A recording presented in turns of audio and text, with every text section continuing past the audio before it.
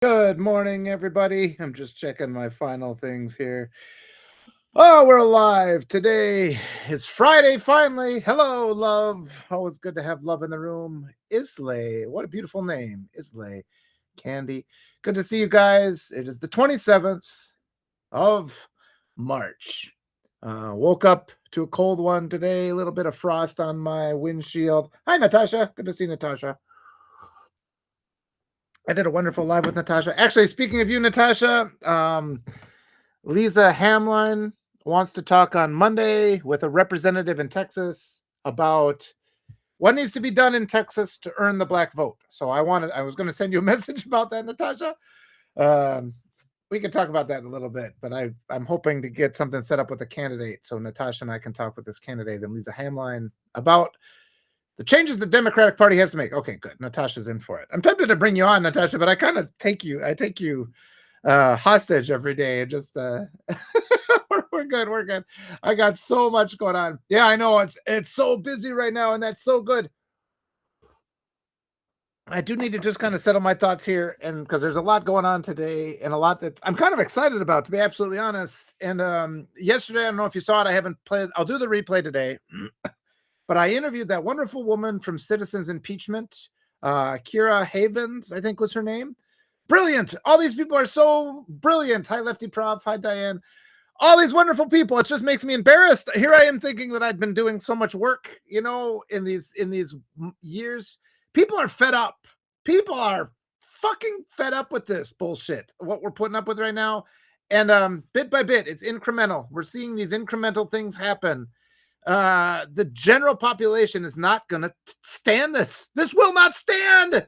We're mad as hell, and we're not going to take it anymore, right? That's what's happening. She's on the phone. Okay, so I'll leave poor Natasha alone because I tend to bring her on, but I appreciate so much Natasha's perspective on everything and Lefty Profs. But yeah, this Kyra, was it Kira or Kira, who was organizing the Courage Democrats, and it was so wonderful because really interesting. Every time I talk to these people, it expands my mind. I have so much more space in my head. The right is building detention centers. We are expanding our mind. That's the difference. And when this is all said and done, we'll put the predatory Republicans in their own detention centers that they built. Those fuckers, they should have been in there a long time ago. That's what's going to happen. But I was talking to this woman, and so she's running these Courage Democrat candidates. She's organizing them. I guess what she did is she basically just went around and all the people running in these primaries, she's like, hey, let's organize. Let's be together. Let's have a collective national movement.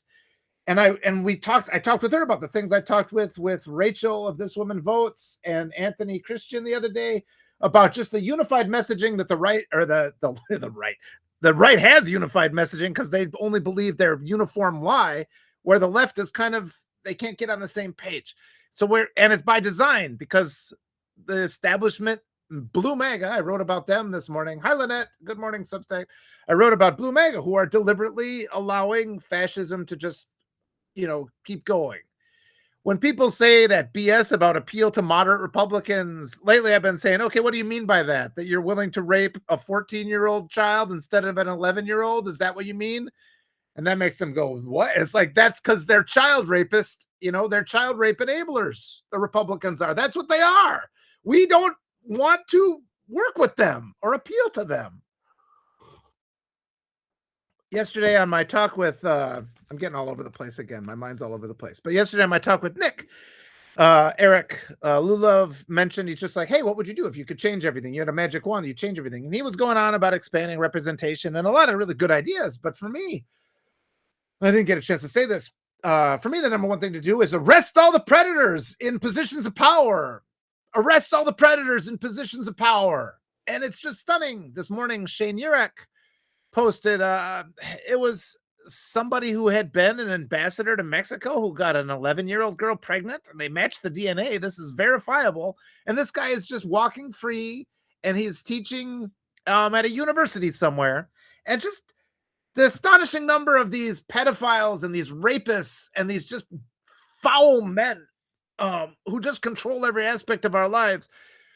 And I have no problem just denouncing all men, but it's just like the reality is Like, what percentage of men are like this? It's just, we've always been told that it's just a small number. I think is it upwards of 70% of men are these just fucking disgusting monsters who rape and abuse little kids and enable it? I don't know. I don't know what the number is. And eh, you know, it's like stand down, other men. You support women now. And it's just like that fundamental understanding that, oh, that's, yeah, lefty prof, good. That's a good one. It's all men until it's no men. And I've been saying that thing too. Because I make a lot of arguments where people are like, hey now, Walter, you're being unfair. Don't lump them all in. It's like, God damn it. We got to fix it, and that applies to all things. Hunger and healthcare and education. It's got to be done. And just like this blindness we have to the number of predators in plain sight and the way they push us down and they make us feel like we're inadequate and that somehow we're the sinful ones. From day one, when they're telling our children that our children have sinned, they say that's grooming, friends. When somebody said a child is a sinner, that is grooming. That is setting that child up to be raped. So start saying these things. And it's interesting because even the people, and in my talk yesterday with Nick, I said, we are so conditioned by all of these beliefs and this propaganda and these lies. We're in that, those false parameters of this unjust society. And we really can't even visualize a good society until we move out of there. And I think the number one thing, because there's a lot of problems to fix. There are a lot of problems to fix. But just accountability for child predators is a pretty good place to start. That's a pretty good rallying cry. Yeah. So like I said, I've been talking to these inspiring people all week. That Kira Havens of the Courage Democrats, what is it? The Citizens Impeachment is her handle on Substack, and she has access to 120 or so congressional candidates. She's focusing pretty much, she said her resources at this point are only to focus on these congressional candidates, but we need working class people in government is really what it comes down to. I think we should just equate billionaire equals pedophile, child abuser. It does. They have the power. They have the economic power to stop these abuses. And they choose instead to retain their own wealth and privilege. They equal predators. We have to remove them. My number is like $1 million. Don't, it's like anybody who's got over $1 million, just don't support. Don't support. Get them out of there. Don't give your money to them. And we're seeing this kind of this week. I mean, it's just everything is shaken out. We can't do it anymore. And just every place you go, I was thinking, because I had to go to the DMV because that cop pulled me over for my license plate, and it's just sort of like you go to the DMV and you submit to the authority of the person by the desk. And it's like at some point, it's like, why I can't pay for food? My kids aren't safe. Why am I standing in line for this bullshit? And that's kind of where, like, all these aspects of our society are just crumbling. They're fragmenting. They're coming down. And I mean, we keep talking about the general strike. I don't think it's going to be organized. I think it's just going to happen because people can't afford to live anymore. We can't have a society. I mean, there's the grocery store in my community just shut down. The grocery store shut down. Thanks, Republicans. Republicans caused that. 100% Republicans caused that. What happens when people, and I have a friend, he doesn't have a car. He walks everywhere he goes. What's he going to do? Walk 5 miles to get his groceries now with his little, pull cart? We're all poor. Just start now. Yeah, we can't do anything anyway. We can't. It's like, what's the point of going to work if they're not paying you enough to survive? But yeah, and I want to talk again. I keep my thoughts are just spinning around the drain. It's like I gotta just get this. This is my morning blitz. That's why I just call this the morning blitz. Like all the ideas in my head.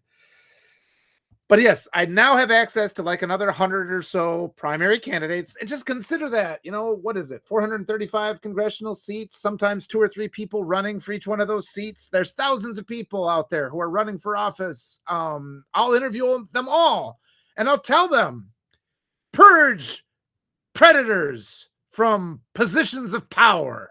That it should be the motto for the midterms and for the election and for the next 50 years of the United States of America, and then beyond that. Purge predators from positions of power. It alliterates. So it's a good one. And hopefully she's already said she'll kind of get it started. I had this wonderful, it was just a wonderful conversation. I felt so, and I keep saying that to you wonderful people in the chat. Your brilliant comments help me. It's validating. You help keep me accountable. And it's just, it's funny because you watch the news and it's always like foolish and ignorant things that they say, and you sit, and it's just the temptation is just thinking, like, is there something wrong with me? Because it just seems like everything they said contradicted. Like when you're a student in a class, you're the only one who knows the answer, but everybody is just like pontificating about things that to be wrong, but they're just emboldened by their collective ignorance and entitlement. And then when you speak up, they turn and mock you, even though you're speaking the truth, right? That's been our lives. I think that's been all of our lives. And to come to a place like here for my morning blitz as we talk about things and have all you wonderful, brilliant people. There's Murphy. I'm going to get Murphy on soon here. It's been too long since I've talked to Murphy, and he always makes me laugh. But as I keep going, all you wonderful people help validate us, help lift us up. And I want more and more of you. We can have some more conversations about how more of you can reach out and talk to these candidates, because we just need to accept, people at the naysaying, the imposter syndrome stuff all settles in like, oh, my platform's not big enough. I'm not making a big difference. If you're only talking to one person, it makes a huge, huge difference. And, if you've got 1,000 followers or 10,000 or 100, if you've got 100 loyal followers who will show up to your talks, that should be appealing, particularly to these progressive candidates who are not getting any visibility. And it also, if they are willing to talk to you and listen to you and have your concerns be heard, they will take it onto the national stage. So I will continue to talk to you, have your questions about how we do that. I can walk you through it. If some of you want to join me on an interview with some of these candidates I know already, I've been saying this. So it'll be a 3-way talk, me and one of you and the candidate. And then in your drafts, you will have a copy of that interview. So if that's one place where we can spread that interview to another group, another email list. And then you can take that link, because whenever I send a link out, I send, like I said, I send out 10. It's a lot. For every 10 requests for an interview, I get maybe one reply. That was a pleasant surprise. Oh, there's a reply. I completely forgot I'd even written that person. But I'll just say, like, I'm Walter Ryan. I'm progressive. I have 24,000 subscribers on Substack. If you want to come on for a discussion so people know more about you, you will have the video. It's free. It's at your convenience. Here's an example. And then I post